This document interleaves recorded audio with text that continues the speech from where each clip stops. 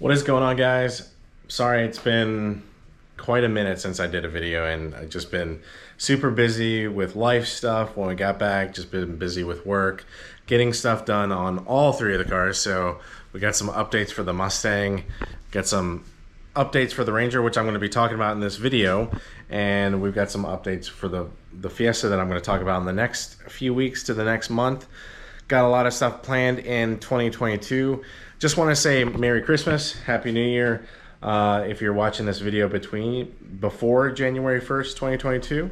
If not, hope you guys are having a good year so far. Let's go ahead and get into the topic of the video here with the Ranger. So the Ranger started its life as an XLT 4x4 non-FX4 package car. Cloth interior, has the 8-inch screen, but we had been looking at changing it up a little bit, doing some things, obviously with the outside. And if you haven't watched my full build video, check that out on the main channel description. We cover basically everything that's on the truck. There's been a lot of updates since then, and I think in 2022, probably in January, I'm going to do a full build update. Talk to you guys about some of the changes that I got going on, what I got going on with the light bar up here, and then possibly some changes with the Baja Design squadrons that are in front. We may be moving to Morimoto 4-banger lights in the fogs and the upper light pods. We'll see, but that's going to be coming in the future. I wanted to get this video out there because when I posted the leather seats, the change for the leather seats in the truck, a lot of people were interested. Well, you know, most of the time Catskin charges like $1,000 plus, between $1,000 to $3,000 or $1,500 to $3,000 to swap your cloth interior, base interior to leather seats. You know, obviously the charges are going to be different if you have AC, if you have heating added. I'm going to show you guys the quality of the Catskins, where you can get them in the description, and how much I paid for it. Now, originally when I bought the seats, I thought I was going to make it a project for myself to swap the seat skins. Just had too much stuff going on. So I got our buddy Trevor. His Instagram is right here. Give him a follow. He does a lot of stuff right now currently at his house. So he did my seats, but he's worked on the truck ever since we got it back from APG over in California. So, and he's done work on the Mustang and the Fiesta. So yeah, we trust him with his stuff. He did the install of the Catskins. Now, I don't know if his video is going to be up anytime soon, but I know he did an install process video. I'm going to link that in the description when it's up. So if you find this video, bookmark it, come back later. I'll post on my social media when the install guide is up on his channel. It's going to be automatically linked in this description once it is up and active. So without further ado, let me show you the eBay listing that I purchased from. So if you look at this eBay listing, it doesn't have the Catskins logo on it. And originally when I was looking for leather seats for this truck, I wanted to find a stock leather seat replacement Ranger, maybe a wrecked one.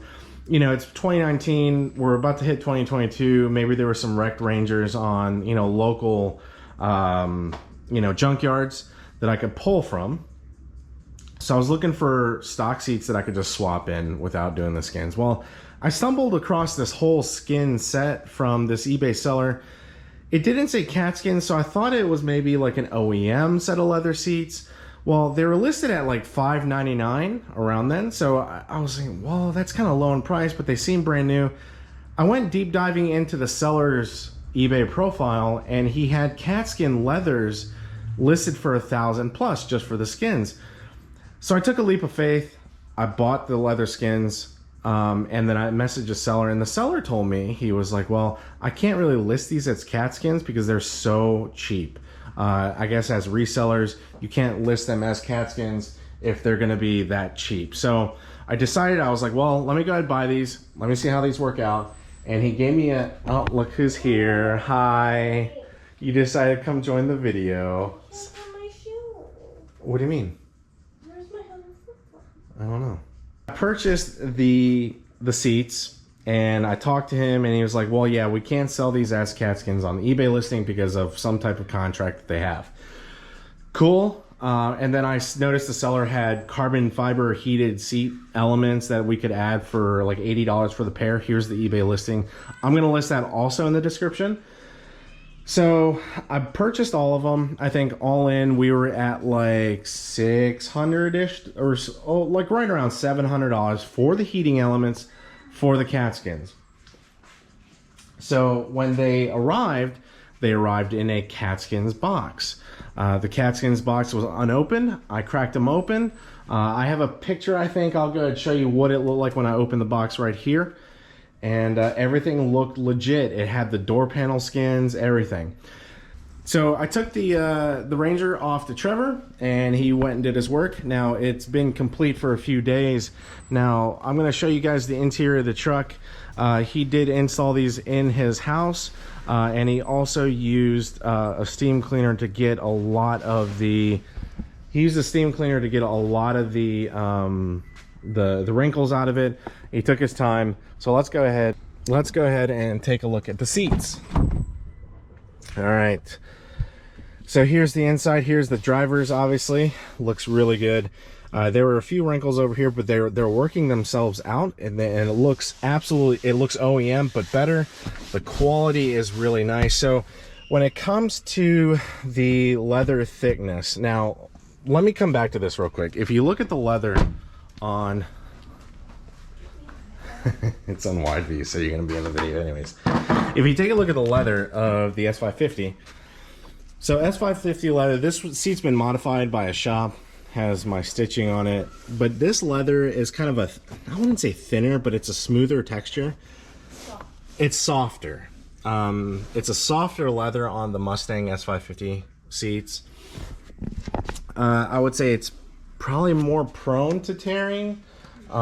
You'd have to be more careful with that type of leather. Now, if you look at the Catskin leather, it definitely looks a lot and feels a lot more durable. It's a lot thicker of a leather.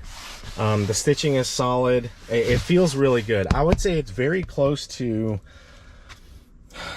like an S197 type of vinyl leather. Now, this is real leather from Catskins. But the S197 vinyl had a really thick feel to it. It's definitely something you would want in a truck. I wouldn't say you would want the S550 type of leather in a truck. You want something that's a little bit more durable, that's going to last throughout the years. I don't plan on putting a cover on these seats, but I've already kind of coated this leather with a leather treatment to kind of keep everything moisturized. I want this to last a long time. There was a certain process with the airbags that Trevor had to do. He's going to probably explain that in the video. Overall, though, the look and appearance of these seats, by far, I would say it looks better than some OEM leathers that I've seen. The padding feels the same. Once you break it in, it'll probably soften up a little bit more. Our stock leather seats, or our stock cloth seats, felt pretty comfortable to begin with, so that comfort is still there. I want to say that the Lariat seat almost felt like it sat a little bit higher. Ford has this weird thing where leather seats and cloth seats, you sit a little bit lower in the cloth seats, I feel like, in a lot of the vehicles. I know it was like that in the Fusion that I test drove. The cloth generally feels better seating wise in a lot of the Fords I've driven, but we got to retain, obviously there's no aftermarket brackets. Since they do have just the covers, you basically just have to peel the skin off the stock cloth seats, install the leathers, and you're good to go. Now, I need to get an appointment to get the leather put into the door card. That is a little bit more involved. That requires a little bit more interior upholstery work. They're going to have to take the door panel off. They're going to have to kind of de-skin this portion and then kind of use upholstery glue to put it back on. I could maybe do it, but I just don't feel like doing it. So I'm going to pay a couple $100, get it done professionally, and it's warranted. Now, let's go ahead and move to the back seat here. Here's how the back seat looks. The Catskins, like I said, it has a really, really good finish and fit. You've noticed that a lot of aftermarket seats, covers, aftermarket seat covers, you know, just things that aren't necessarily designed for the stock seat, they kind of look cheap in a way. But for the price that I paid for these, I mean, this looks absolutely gorgeous. It has a good OEM finish to it. The only thing is, I wish it came in a different color option.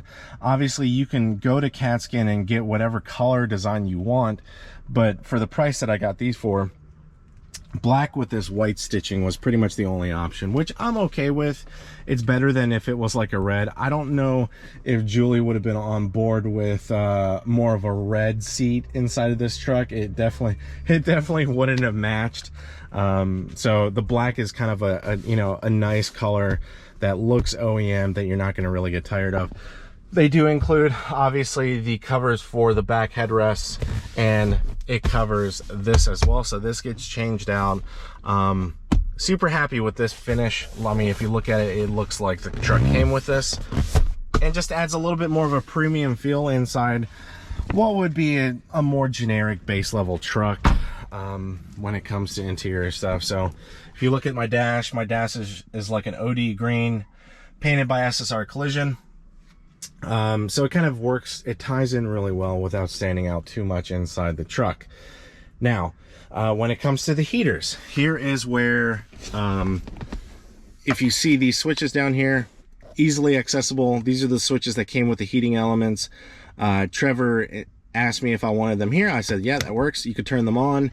There's a high and low setting. It's very OEM looking. You don't really see it when you're sitting inside the truck, but they heat up well. I would say they heat up just as well as like an OEM heater, right? Yeah, the high setting gets hot, very similar to like the heating in the stock Recaros on the ST, which get extremely hot as well. I would say it's just below the Recaro heat. Yeah, so the heating elements work well. So overall, I think for 80 something bucks, getting 2 heating elements, which if you have cloth seats, you can actually put those heating elements under the stock skin. So if you don't want to pay the money to get heating elements or let me rephrase that. If you don't want to spend the money to get leather seats and you just want the heated seat options, you can purchase those heated seats, those elements, and install those under your cloth seats. So overall, I think it was money well spent. I can't obviously guarantee if those listings are going to be there. You can always reach out to that eBay seller. He was really responsive and really helpful with all my questions, and he got them shipped out really quickly. When it comes to paying for a company to do it locally, they'll charge anywhere between $1,600 with install, all the way up to like $3,000. I think APG had quoted me close to $3,000 with the cooling element. Now that was with like custom stitching, custom embroidery. I do plan on taking the headrests off of this and getting an upholstery shop to like do some stitch work. I need to get my logo dialed in. We're gonna do like a 5.0 brand. Now don't look at this crappy font. This was because it's kind of a test, but Julie changed her name on Instagram to Azero50. So I'm Nemesis 50. So we're gonna do like a little 5.0 logo. I did get her a Christmas present because let's go to the front of her car. Yep. So we go to the front of her car. We changed the front end. We have a GT500 style front bumper. Hers was, it looks really weird on the fisheye. But she was needing a new front bumper, so I got her one for Christmas. And we are back underway on modding her Mustang. We got some plans for it. I think she's gonna pick up a one-piece drive shaft and some axles tomorrow. We're gonna get those. We're gonna get those installed this weekend. Oh, really? And then the next week she's gonna pick up some bead locks and some ET Street R's. Okay. Yeah. So she's gonna write a check and go pick those up, and then she's gonna go let me take it to the drag strip, to where I can go break it. And then the week after I break it, she's gonna go buy a built transmission for it. So that's our plan for this car. The Fiesta.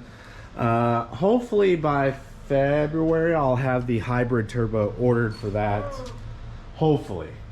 Oh, I thought you were saying next week. I thought you were going to order that too. No. For Valentine's Day, Julie's picking me up a hybrid turbo. and maybe a set of coilovers. Oh. So I told her I would accept that as a gift, even without the fuel system. I said I might spring for the fuel system later. So she's gonna treat me in February for Valentine's Day. You heard it here. I think you need to wake up. But I hope you guys enjoy this video. It's already 15 minutes long, and I don't really want to edit more than 15 minutes of video. Hope you guys enjoyed this video. Also, we got a new toolbox. I got rid of my old Craftsman one. Keeping my tools organized somewhat. So, and we mounted an old TV up to the wall so we can play Xbox, watch videos. So we'll do a video on that. I did post on Instagram, wanted to ask if anyone was interested in showing what I have on my detail cart and what I do to detail all of these crap boxes. And there was quite a few messages to me saying that they would be interested in seeing that. So that's going to be my probably my next video. So yeah, hope you guys enjoyed this, and I'll catch you guys next time. Bye.